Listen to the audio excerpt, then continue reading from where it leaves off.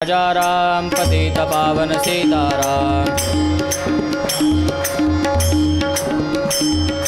रघुपति राघव राजा राम पतित पावन सीताराम। रघुपति राघव राजा राम पतित पावन सीताराम। रघुपति राघव राजा राम पतित पावन सीताराम। रघुपति राघव राजा राम पतित पावन सीताराम। रघुपति राघव राजा राम पतित पावन सीताराम। रघुपति राघव राजा राम पतित पावन सीताराम। रघुपति राघव राजा राम पतित पावन सीताराम। रघुपति राघव राजा राम। रघुपति राघव राजा राम पतित पावन सीताराम। रघुपति राघव राजा राम पतित पावन सीताराम। रघुपति राघव राजा राम पतित पावन सीताराम। रघुपति राघव राजा राम पतित पावन सीताराम। रघुपति राघव राजा राम पतित पावन सीताराम। रघुपति राघव राजा राम पतित पावन सीताराम।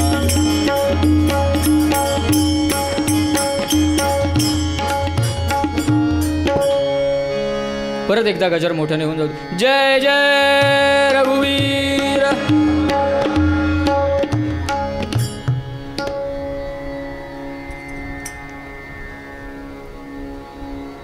मी समर्थांचा विषय निरूपणात बोलावा आणि चरित्रामध्ये अन्य एखादा विषय बोलावा या मानसात आहे। समर्थांच्या या दौऱ्यामध्ये जे जे कीर्तनकार कीर्तन करतील ते मुख्यत्वे समर्थ चरित्रच बोलतील, म्हणून काहीतरी वेगळं करणं या उद्देशाने पूर्वरंग निरूपणामध्ये समर्थांबद्दल बोलायचं, विषय बोलायचा समर्थांवर, आणि कथेकडे वळताना काहीतरी वेगळं पण विषयाला धरून बोलावं। थोडाफार प्रयत्न करतो।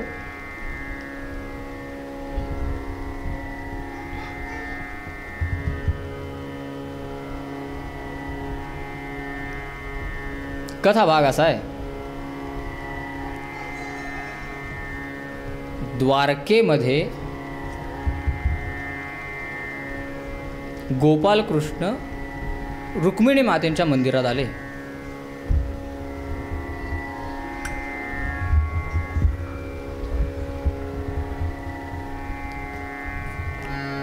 दार वगैरे उघडलं आणि येऊन बसलेत,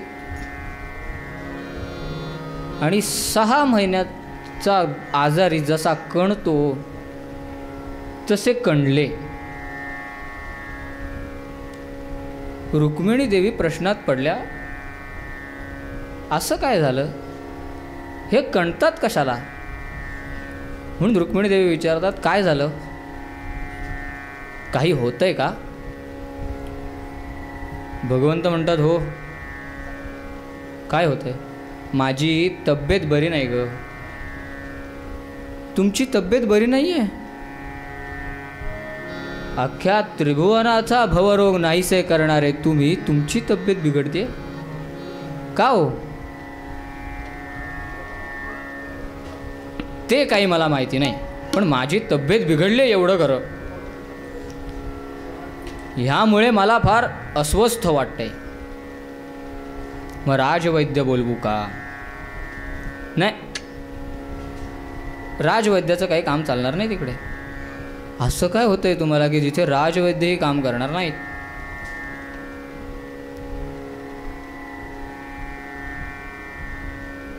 मग आपण अजून कुठल्या वैद्याला बोलवायचं का? नको. एक वैद्य आहे म्हणले, ज्या वैद्याकडे मी यदा कदाचित गेलो तर माझं हे दुखणं बरं होईल. फार फार मोठा अधिकार आहे म्हणले त्या वैद्याचा. जो देवाचंही दुखणं बरं करू शकतो एवढा अधिकाराचा वैद्य आहे म्हणला तो, म्हणले भगवंत.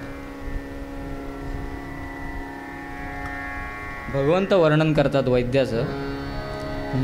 वैद्य एक आहे जगती गोदातीरी राहे ग. वैद्य एक आहे जगती गोदातीरी राहे ग. हारितसे भवरोगाते हारितसे भवरोगाते पाहे लवला हे ग बाई. वैद्य एक आहे जगती गोदातीरी राहे ग. वैद्य एक आहे जगती गोदातीरी रा. एक वैद्य आहे म्हणाले, गोदावरी तीरावर राहतो. तो त्या वैद्याकडे जर मी यदा कदाचित गेलो तर माझा आजार बरा होईल. रुक्मिणी देवींना समजलं. इतकी वर्ष संसार जो केला होता. रुक्मिणी देवी म्हणतात, भक्तगृही जाण्याची तुम्हाला ओढ लागली आहे. ओळखलंस म्हणले. ओळखलंस, ओळखणारच म्हणली. पत्नी आहे मी तुमची. रुक्मिणी देवी म्हणाल्या, जा, तुमच्या जाण्यामध्ये मी आडकाठी करणार नाही. पण म्हणल्या, परत कधी येणार? हा प्रश्न विचारल्यावर भगवंत म्हणतात, परत कधी येणार ते काही मी तुला आता सांगत नाही बरं का. गेलो तर लगेच येईन. तिथे माझं मन रमलं तर वर्ष 6 महिने राहीन. आणि जर माझं पितळ उघडं नाहीच पडलं तर मात्र म्हणले काही सांगता येत नाही बरं का. रुक्मिणी देवी प्रश्नात पडल्या, नक्की हे कधी येणार आहेत? पण ते म्हणतात, आधी मला जाऊ दे ग, तू आत्ता मला जास्ती प्रश्न विचारू नकोस म्हणजे, मला आत्ता जायचं आहे, मी जातो. रुक्मिणी देवी म्हणल्या, बरं जा. आणि माया ज्याच्या मुठीत आहे अशा भगवंताला रूप पालटायला काही वेळ लागतोय? भगवंतांनी एका क्षणात रूप पालटलं. काय रूप घेतलं? सकलातीची टोपी डोई सघातली. सकलातीची टोपी डोई सघातली. सकलातीची टोपी डोई सघातली. कावड घेतली खांद्यावरी हो. कावड घेतली खांद्यावरी हो. सकलातीची टोपी डोई सघातली. सकलातीची टोपी डोई सघातली. सकलातीची टोपी डोक्यावर घातली म्हणजे गुरुगृही शिकत असणाऱ्या गुरुगृही जी मुलं शिकायची पूर्वी ब्राह्मणाची 14-15 वर्षाची मुलं, ती जशी डोक्यावर टोपी घालायचे कानापर्यंत अशी येणारी वर उभी, तशी टोपी घातली. कावड खांद्यावर घेतली आणि निघाले. आणि ह्यामध्ये भगवंत कसे निघाले? वैनतेय वाहन त्यजुनी पायी चालला. वैनतेय वाहन त्यजुनी पायी चालला. वैनतेय वाहन त्यजुनी पायी चालला. गरुडाला बाजूला ठेवलं आणि चालत निघाले. आले पैठणला आले. पैठण गोदावरी तीरावर उतरले. गोदावरीचं स्नान केलं आणि पंचा आणि उपर्ण याचे पिळे खांद्यावर टाकून असे बाहेर आले नदीत. आणि प्रत्येकाला विचारायला लागले, ह्या पैठणात एकनाथ म्हणून कोणी राहतात का? एकनाथ महाराज नावाचे कोणी गृहस्थ राहतात का? पैठणचे लोक पहिल्यापासूनच एकदम पक्के, एकदम पहिल्यापासूनच एकदम पक्के. त्यांनी उत्तर काय दिलं? ह्या पैठणात 21 एकनाथ राहतात, त्यातला तुला कुठला हवाय? भगवंतही काही कमी नव्हते. भगवंतांनीही असंच उत्तर दिलं की मला कुठला एकनाथ हवाय? सदाचार संपन्न सद्भाव मूर्ती, शशीच्या परी शुभ्रजाची सुकीर्ती, मुमुक्षु सजो दावी सुश्रेय पंथा, नमस्कार माझा तया एकनाथा.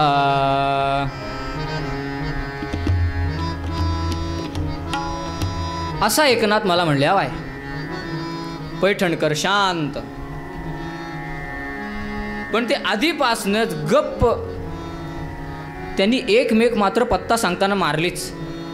त्यांनी पत्ता असा सांगितला की भगवंताला नाथांच्या घरी जाईपर्यंत पैठणचे 21 फेरे होतील, असा पत्ता सांगितला. भगवंत निघाले.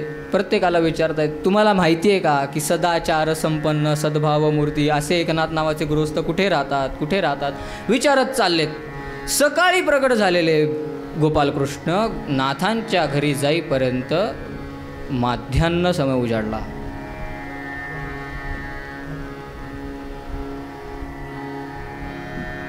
भगवंत दिंडी दरवाजात आणि प्रसादाला किती माणसं आहेत आज हे बघायला नाथ देवघरातनं बाहेर आले. नाथ देवघरातनं बाहेर आले आणि त्यांना दिंडी दरवाजात गोपालकृष्ण दिसले. रूप पालटलेलं होतं, समजले नाहीत. कोणीतरी आपल्याला बघतंय आणि आपल्याला आपली वाट बघते कोणीतरी, असं नाथांनी बघितलं. आणि नाथांना बघितल्यानंतर भगवंतांनी तिथेच नमस्कार केला, साष्टांग नमस्कार.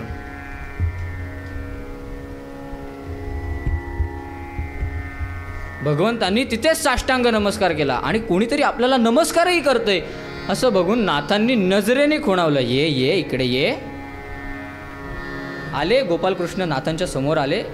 समोर आल्यानंतर परत साष्टांग नमस्कार घातला. नाथा, नाथ महाराज. अरे बाळा उभा राहा. उभं केलं नाथांनी.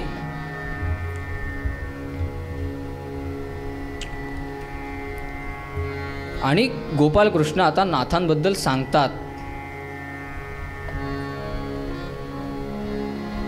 काय सांगतात?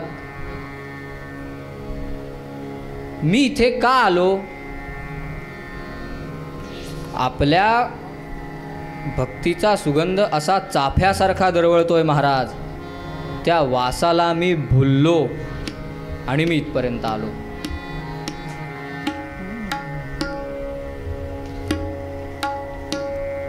भगवंत काय म्हणतात? हा तुझी कीर्ती, तुझी कीर्ती ऐकोनी इथे आलो. तुझी कीर्ती,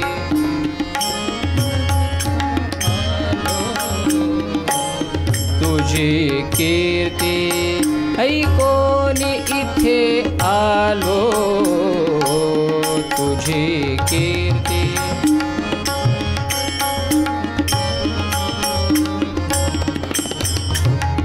चालू ठेवा. तुमच्या कीर्तीचा सुगंध चाफ्यासारखाच उदरवळतोय म्हणले. त्या सुगंधाला मी बोललोय आणि इथपर्यंत आलोय. आणि शेवटी सांगताना गोपालकृष्ण काय म्हणाले? मला तुमच्या इथे ठेवून घ्या. मी मुळात ह्या कामासाठी आलोय, मला इथे ठेवून घ्या. नाथ महाराज विचारतात, तू इथे राहून काय करणार? त्याच्यावर म्हणतात,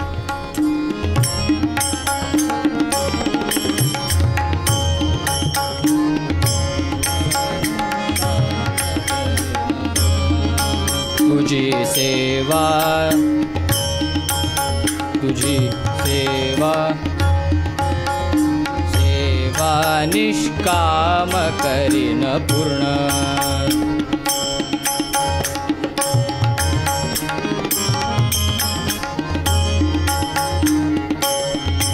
ही कीर्ती ऐकोनी इथे आलो तुझी तुमची कीर्ती ऐकून मी आलोय म्हणाले. बर, सगळं मला तुझं पटलं. आता मी काही प्रश्न विचारतो म्हणले, त्याची मला उत्तर दे. तू राहशील, सेवा करशील, सगळं मला मान्य. पहिलं मला सांग, तू बाळा आलायस कुठनं? भगवंतच तो, अख्खं जगच त्याचं आहे, त्यालाच नाद महाराज तू आलास कुठनं असं विचारतात. भगवंतांचं एक तत्व होतं, मी खरं काही बोलणार नाही, खोटं काही सांगणार नाही. मी खरं बोलणार नाही, मी खोटंही सांगणार नाही. म्हटले मी फार लांबनं आलोय, फार लांबनं आलोय. बरं, फार लांबनं आलायस. त्यावेळी जास्ती प्रश्न विचारायची पद्धत नव्हती. ओके, ठीक आहे, फार लांबनं आलायस. मग मला सांग, तुझे आई वडील कोण बाळा? भगवंत म्हणतात, माझ्या आई वडिलांबद्दल अजून विद्वानांचंही एकमत झालेलं नाही आहे म्हणतात. म्हणजे भगवंत म्हणतात, कोणी म्हणती नंदाचा पालयती सहा पिता, जो पालन करतो तो पिता. कोणी म्हणती वसुदेवाचा जनयती सहा पिता, जो जन्माला घालतो तो पिता. पण मुळामध्ये वस्तुस्थितीमध्ये गोपालकृष्ण सांगतात, पत्ता नाही बापाचा माझा, मीची स्वयंभू गोपाल कृष्ण भगवान. नाथ महाराज म्हणतात, जाऊ दे, वडिलांबद्दल थोडंसं संशयाचं वातावरण दिसतंय, विचारायलाच नको ते. मग म्हणतात आई. त्याच्यावरही भगवानकडे उत्तर, मज उपजताची मेली माता. मी जन्माला आलो म्हणल्यानंतर मी विंचवाच्या जातीचा आहे म्हणले. नाथ महाराज म्हणतात, का बरं असं? विंचविणीला जेव्हा पिल्लू होतं तेव्हा ते पिल्लू पोट फाडून बाहेर येतं आणि ती विंचविण मरते म्हणतात. आता मी जन्माला आलो, माझी आई निजधामाला गेली म्हणल्यानंतर मी विंचवाच्या जातीचा झालो. ते म्हटलं असं काही नसतं बाळा. बरं ठीक आहे. आणि मुळामध्ये भगवंताच्या सगुण रूपाचा अवतार हा मायेच्या पोटी आहे आणि भगवंताचा जन्म झाल्यानंतर त्या मायेचाच नाश आहे. म्हणून भगवंतांनी उत्तर दिलं, मज उपजताची मेली माता.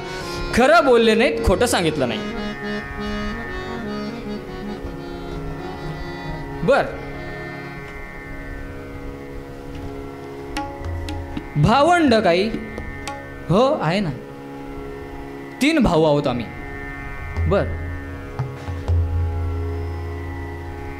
मोठा भाऊ आहे, जो असतो मडकी घडवत बसलेला, मी मधला, आणि एक लहान भाऊ आहे म्हणले, महाकोपिष्ट आहे, महाकोपिष्ट. म्हणजे मोठ्या भावाने मडकी घडवायची, मी ती सांभाळायची, नि लहान्या भावाचं काम एकच, फडाफडा सगळी फोडायची. मंडली कवरदा हरी विठ्ठल. बर, म्हणजे भावंडांचे काही सुख दिसत नाही म्हणे. आणि नंतर विचारतात, लग्न कार्य काही झालंय का?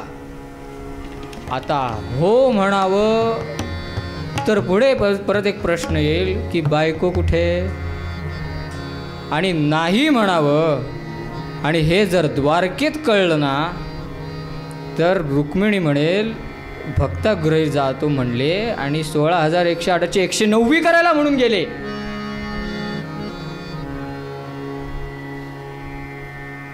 म्हणून भगवंत म्हणतात, लग्न तसं झालंय पण ती माझ्याजवळ नांदतच नाही हो. आज ह्याच्याकडे, उद्या त्याच्याकडे, उद्या त्याच्याकडे, उद्या त्याच्याकडे, नुसती फिरतच असते. नाथ महाराज म्हणतात, म्हणजे परत भगवंतांनी डोकं काय चालवलं, खरं बोलले नाहीत, खोटं सांगितलं नाही. म्हणजे लक्ष्मी स्थिरान्न भवती.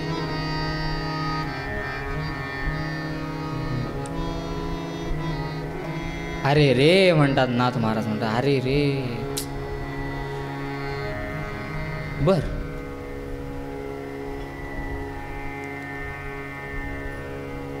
आता परत भगवंत सांगतात, मला तुमची सेवा करायची महाराज म्हणून मी आलोय. बर, सेवा करणार, सेवेला राहणार. हो, पण मला सांग बाळा, तू आमच्याकडे राहशील म्हणल्यानंतर तुला मोबदल्यात काहीतरी दिलं पाहिजे, काहीतरी मोबदला दिला पाहिजे, काहीतरी वेतन दिलं पाहिजे. ते काय घेणार? भगवंत मनात विचार करतात, मी सेवेला आलोय मी असंही सांगतो आणि हे मला मोबदल्यासाठीही विचारतात. आणि जर मी सेवेचा मोबदला घेतला तर ती सेवा राहणार नाही, माझ्या सेवेचा व्यवहार होईल म्हणतात, व्यवहार. भगवंत म्हणतात, मला काही नको, मी सेवेला आलोय, मला तुमची सेवा करायची. नाथ महाराज ऐकायलाच तयार नाहीत. नाथ महाराज म्हणतात, नाही नाही नाही, तुला काहीतरी मोबदला घ्यावा लागेल. भगवंत म्हणतात, महाराज मला मोबदला नको, मोबदला तर तुला घ्यावा लागेल. मग ह्याच्यावर नाथ महाराजांनी एक उपाय शोधून काढला. नाथ महाराज म्हणतात, बायको पळून गेली म्हणतोस ना तुझी, आपण तुझं लग्न लावून देऊया. भगवंतांनी कपाळावर हातच, ते म्हटले, हे जर कळलं ना तिकडे हेड डिपार्टमेंटला, द्वारकेत जायची सोय नाही म्हणले, नंतर ठेवणारच नाही म्हणले रुक्मिणी शिल्लक. कुंडली कवरदा. पण म्हणले ह्याच्यावर जर इथे जर हो म्हणल्याने आता जर हा विषय थांबणार असेल, आपल्याला आत्ता लाजायला काय जात आहे, असा विचार केला भगवंताने. आणि भगवंत चक्क लाजले हो. खाली वाकून थोडीशी नजर वर करतात आणि छोटीशी एक स्मित हास्य ओठावर दाखवतात. नाथ महाराज म्हणतात, आत्ता कसं मी ओळखलं, चल ये आत. थांब थांब थांब थांब थांब, नाव काय म्हणालास तुझं? भगवंतांनी परत एकदा त्यांचं डोकं चालवलं आणि म्हणतात, जोहार म्हण रमेचा, रुक्मिणीच्या कंठीचाच जोहार. त्या रुक्मिणीचा म्हणजे त्या श्रीच्या गळ्यातला हार आणि हृदयाचा तुकडा म्हणजे खंड, म्हणून भगवंतांनी त्यांचं नाव सांगितलं श्रीखंड्या. अरे वा, छान नाव आहे श्रीखंड्या. बरं ये, चल आज जाऊया आपण. आणि आत घेऊन गेले, गिरिजाबाईंसमोर उभं केलं. ते म्हणतात, गिरिजाबाई आपल्याला नवीन हरी मिळालाय, ह्याला श्रीखंड्या असं म्हणतात, ह्याला श्रीखंड्या असं म्हणतात. त्याने गिरिजाबाईंना नमस्कार केला. आई साहेब असं म्हणून त्यांनी साष्टांग नमस्कार गिरिजा मातोश्रींना घातला. गिरिजाबाई त्याला उभं राहा म्हणून सांगतात आणि म्हणतात, सेवेला राहणार? हो राहणार. सगळं काम करावं लागेल ना मात्र. मग मी पुरुष आहे, मला हेच जमत नाही, भाजी चिरायला लागली भाजी चिरायला लागेल, कपडे धुवायला लागले कपडे धुवायला लागतील, सगळं करायला लागेल. मग मी पुरुषच आहे, मला हेच जमत नाहीत, मला तेच जमत नाही, मला हेच जमतं, मला तेच जमतं, कारणं द्यायची नाहीत. सगळं करीन म्हणले, सगळं करीन, तुम्ही जे सांगाल सगळं करतो. बर, झाली सेवेला सुरुवात झाली.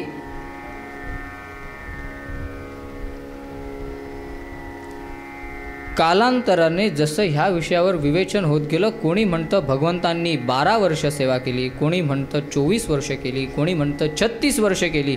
पण मला माझ्या गुरुजींनी सांगितल्याप्रमाणे मला 12 वर्ष शिकवलंय, मी 12 वर्ष सांगतो.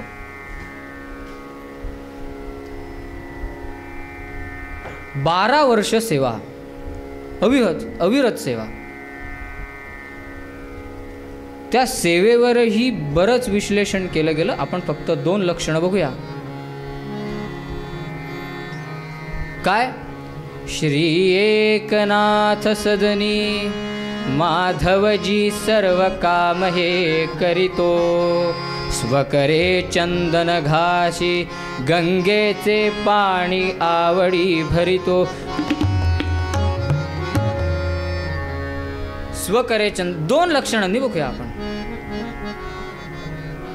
काय सेवा करी स्वये श्री मुरारी सेवा करी स्वये श्री मुरारी सेवा करी स्वये श्री मुरारी गंधा उगाळीत अंगास चर्चित गंधा उगाळीत अंगास चर्चित धुतो धुनिस्कंधे पाणी भरी धुतो धुनिस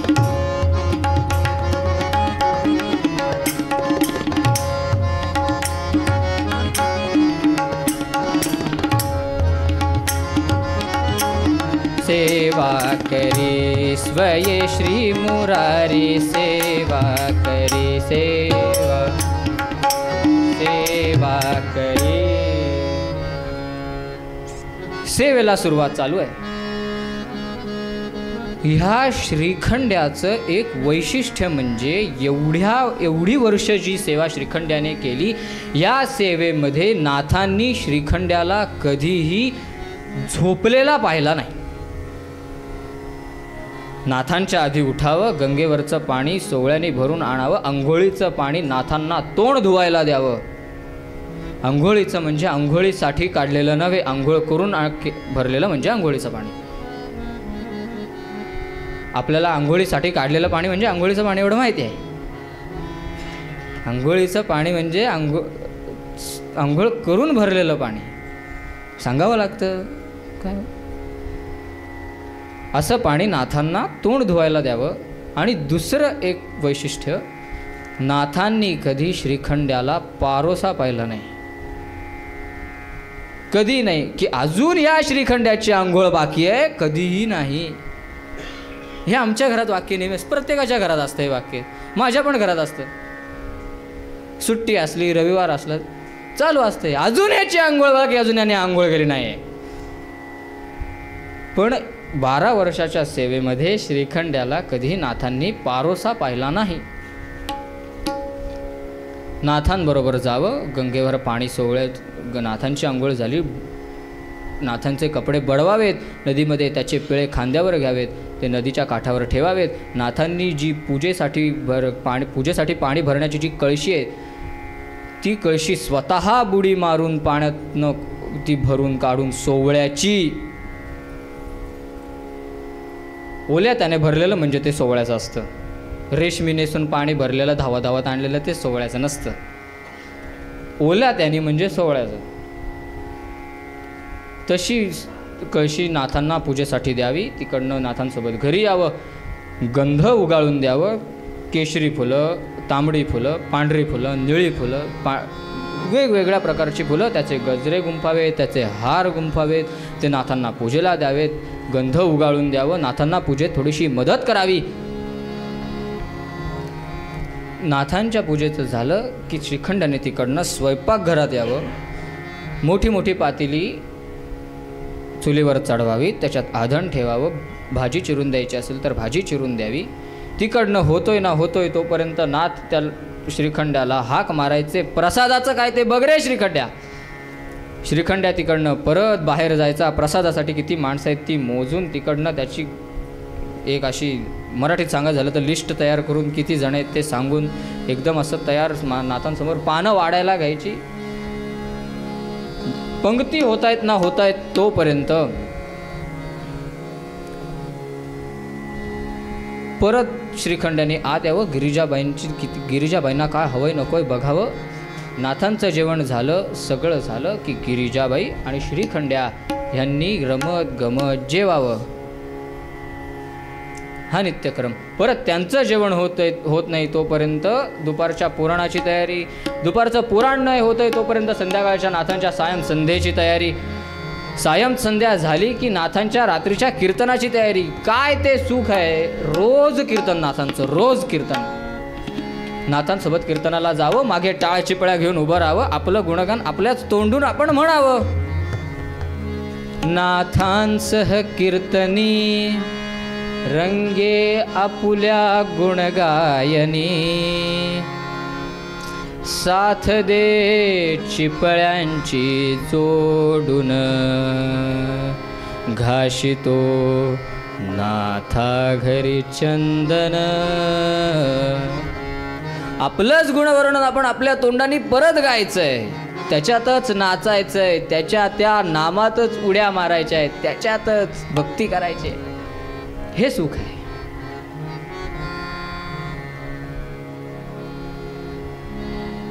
सेवा चालू आहे. एक पद आहे असं, ज्या सुखाकारणे देव वेडावला, वैकुंठ सोडून संत सदनी राहिला. ते का?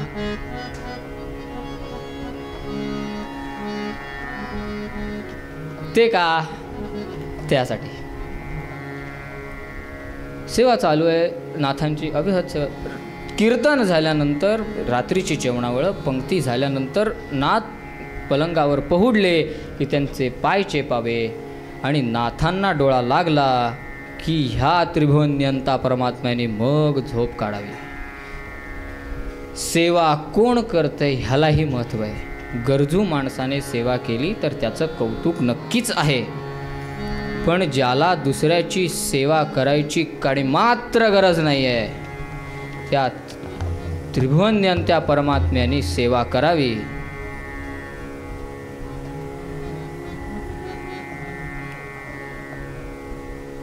रुक्मिणी देवी विचारात पडल्या. इतकी वर्ष झाली नाथ येतच नाही येत, अजून काय करावं बरं. रुक्मिणी देवीच त्यांनी तुळशी वनातल्या एका ब्राह्मणाला साक्षात्कार दिला की अनुष्ठानाला बस, तुला इच्छा आहे ना भगवंताच्या सगुण दर्शनाची, अनुष्ठानाला बस, अनुष्ठान सिद्ध कर. आणि भगवंत नक्की कुठे आहेत एवढं विचार, मी दर्शनाला येतोय म्हणून सांग. तो अनुष्ठानाला बसला, अनुष्ठान सिद्ध केलं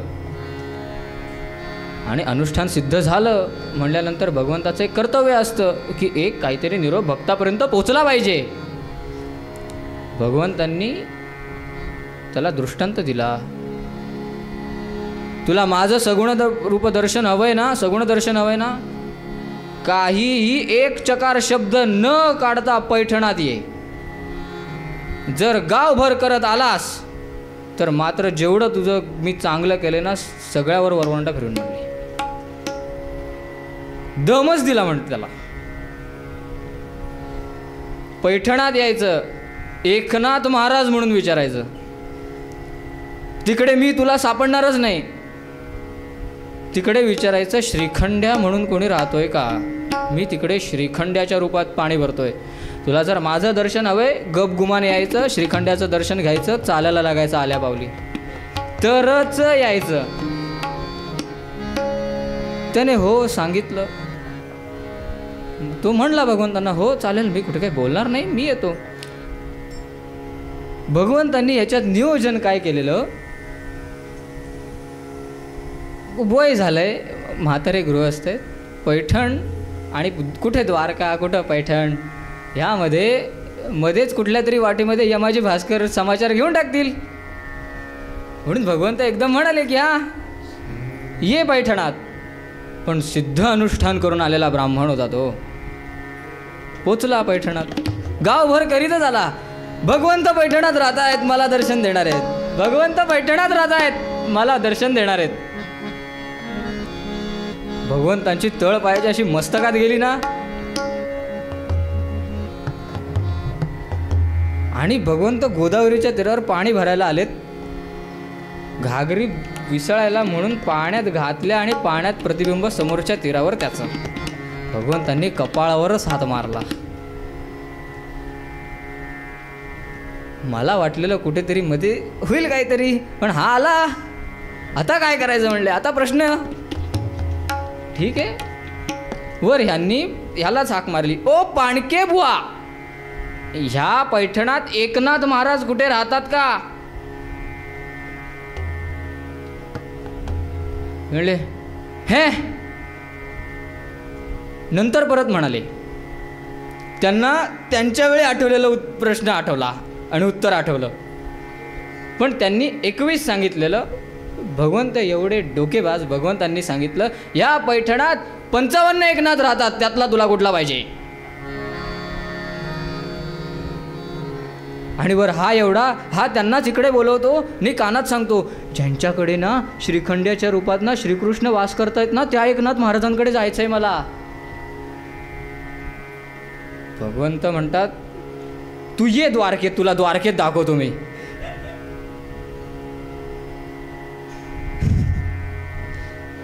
म्हणतात मला असे कुठलेही एकनाथ माहिती नाहीत, बरं तरी पण आठवून सांगा. आणि गोपालकृष्णांनी पत्ता असा सांगितला की त्याला बरोबर 55 फेरे पैठणाचे बसलेच पाहिजेत नाथांच्या घरी येईपर्यंत. ठीक आहे. आले. सिद्ध ब्राह्मण होता एकदम. नाथ पूजा करतायत देवघरात आणि ह्यांनी हाक मारली,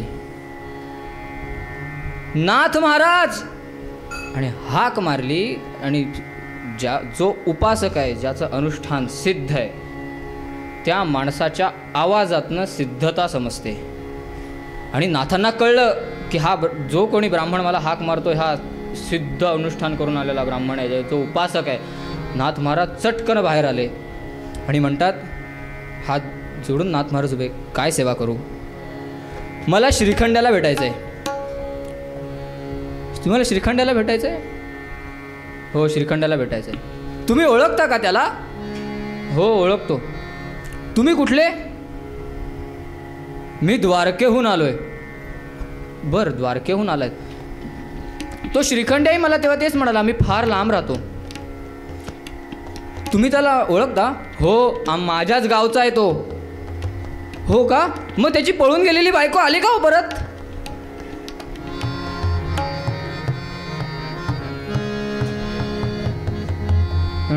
तो ब्राह्मण म्हणतो, कोणती पळून गेलेली बायको, कोण काय. अहो नाही हे मला श्रीखंड्याने सांगितलं, कोणी त्याची बायको पळून वगैरे गेली नाही आहे, तुमच्यावर त्यांनी गारुड केले नाथ महाराज. म्हणजे तुमच्या घरी जो ज्या श्रीखंड्याने 12 वर्ष पाणी भरलंय ना, आता मी तुम्हाला सांगतो तो कोण आहे. तो द्वारकाधीश गोपालकृष्ण आहे. नाथ महाराज म्हणाले. 2 मिनिटं नाथ महाराज असे विचार करत राहिले आणि त्यांनी जोरात हाक मारली, श्रीखंड्या. ए श्रीखंड्या. गेल्या 12 वर्षांचा एकनाथ महाराजांचा अनुभव, श्रीखंड्याच्या स्वराचा संपायच्या आज श्रीखंड्या हात जोडून समोर उभा होता. पण आज नाथ महाराजांनी 2 हाका मारल्या, श्रीखंड्याचा पत्ता नाही. देवघरात बघितलं, सगळीकडे बघितलं, माझघरात बघितलं, सगळं. ते म्हटले थांबा, हां तो गोदावरीवर गेला असेल, गंगेवर गेला असेल, आपण त्याची कावड आहे का ते बघूया. म्हणून मागच्या अंगणात गेले. कावड कशी पडली होती. एका पतिव्रता स्त्रीचा पती जेव्हा निजधामाला जातो, ती जेव्हा असहाय्य बसलेली असते, तशी ती कावड पडलेली होती. तिचा बांबू एका बाजूला, तिच्या घागरी आडव्या झाल्या, तिचा दोरा कुठेतरी एकीकडे पडलाय, अशी ती असहाय्य बसली आहे. एकनाथ महाराज म्हणतात की ही त्याची आवडती कावड आहे. किती आवडती कावड आहे. लक्ष्मीहून अधिकती आवडली माधवास कावडती, आवडती स्कंधावरी ठेवियली ती पदीच नावडती. कुठल्या पुराणामध्ये विष्णू लक्ष्मी देवींना खांद्यावर घेऊन फिरले असं कुठे लिहिलंय नाही. पण ह्या कावडीला खांद्यावर घेऊन गोपालकृष्ण नाचत नाचत जायचे आणि ती कावड अशी असहाय्य पडली आहे. नाथ महाराजांचे डोळे पाणावले. सुचेनासं झालं नाथ महाराजांना काही. ते परत बाहेर आले. म्हणतात श्रीखंड्या नाही आहे. श्रीखंड्या नाही आहे म्हणजे मी पार द्वारकेवरनं लांबनं आलोय, मी त्या श्रीखंड्याला गोपालकृष्णाला भेटायला म्हणून आलोय मी.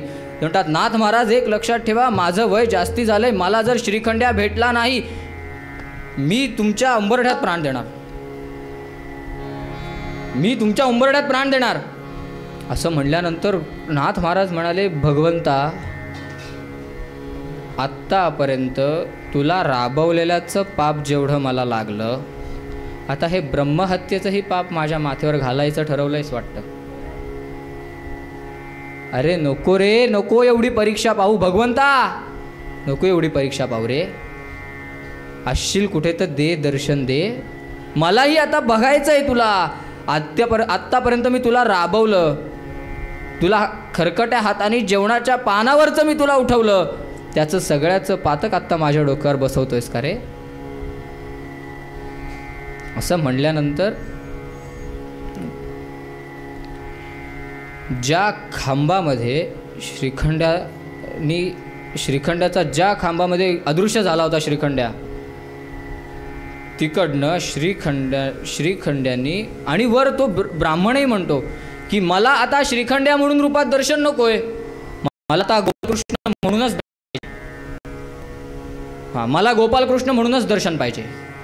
असं म्हणल्यानंतर त्या खांबातनं गोपालकृष्ण शंख चक्र गदा पद्म ह्या अवस्थेमध्ये असे समोर गोपालकृष्णाची मूर्ती उभी राहिली. समोर गोपालकृष्ण उभे राहिले. ते बघितल्यानंतर नाथांच्या डोळ्याला धारा लागल्या, धारा. नाथ महाराज म्हणतात, भगवंता का एवढी परीक्षा घेतलीस माझी, का. पण तो ब्राह्मण जो तपस्वी होता त्याने भगवंताला नमस्कार करायच्या आधी नाथ महाराजांना नमस्कार केला. का.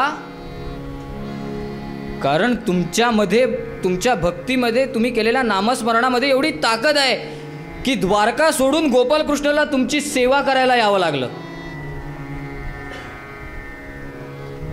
म्हणून पहिला महाराज नमस्कार तुम्हाला. ठीक आहे, भगवंतांनी दर्शन दिलं. त्याच्यावर नाथ महाराज उत्तर काय देतात, मी का एवढं, माझा भगवंतावर विश्वास आहे, मी काय भगवंताच्या चरणाशी मी असा वाहून घेतलंय स्वतःला, मला भगवंताशिवाय काहीही दिसत नाही. म्हणून मूळ पदात एकनाथ महाराज काय म्हणतात,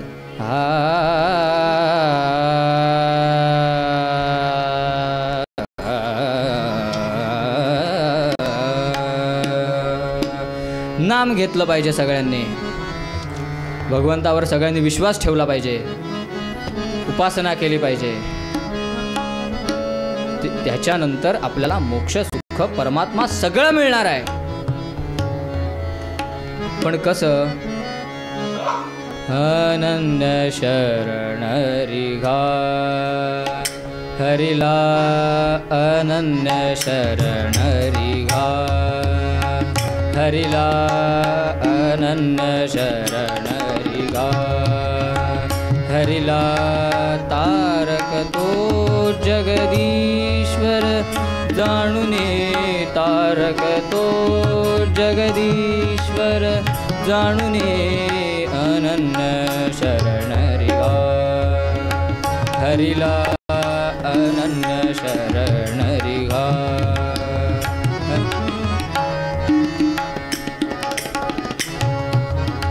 हरिला अनन्य शरण हरिघा. कासधरा विश्वास तयाचा, कासधरा विश्वास तयाचा, देणार नाही दगा,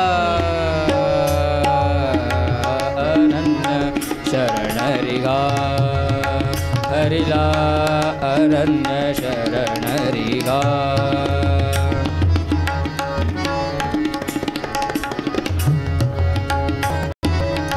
त्र्यंबक होऊने साधन हे करे, त्र्यंबक होऊने साधन हे करे, एका जनार्दनी गा, अनन्य शरण हरिघा, हरिला अनन्य शरण हरिघा, अनन्य शरण हरिघा.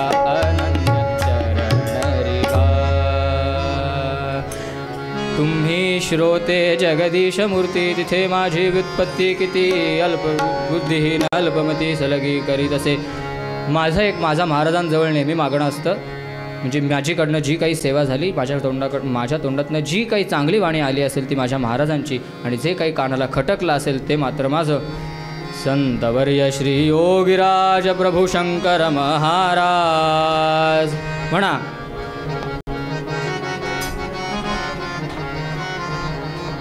वंदन करुणी चरणी अर्पितो सेवेचा साज.